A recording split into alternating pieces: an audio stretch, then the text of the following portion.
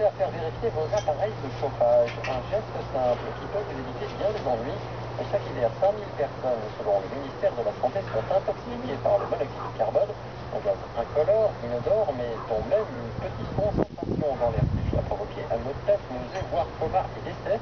Dimanche, en Ardèche, une vingtaine de choristes ont dû être hospitalisés alors qu'ils étaient en pleine répétition. Mieux vaut prévenir que guérir. Quel bon geste a adopté, écoutez, Jean-Michel Lavie, un médecin-chef du SDIS, le service départemental d'incendie et de secours de l'Ardèche. Alors déjà, pour éviter les intoxications au monoxyde de carbone, c'est de faire vérifier tous ces appareils de chauffage où il y a évidemment une combustion.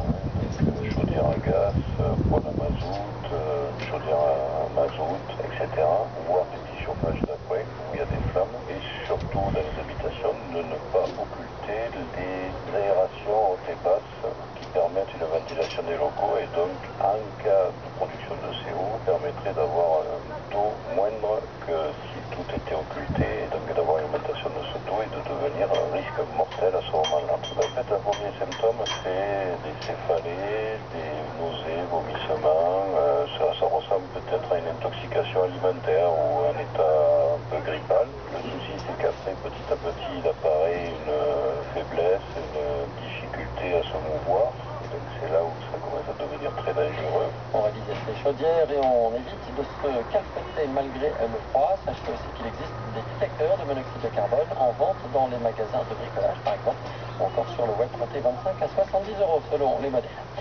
La France a déployé toutes ses vertus mentales pour se dépêtrer d'une situation mal engagée en handball contre la Suède et se qualifier pour les quarts de finale du mondial dames hier à Sao Paulo au Brésil. Une victoire 26-23. Le quart se jouera contre la Russie, quadruple championne du monde et tenante du titre. L'attaquant du Real Madrid, Karim Benzema, a été désigné joueur français de l'année par un jury composé d'anciens lauréats de ce titre, décerné par l'hebdomadaire France Football. L'entraîneur de Lille, Rudy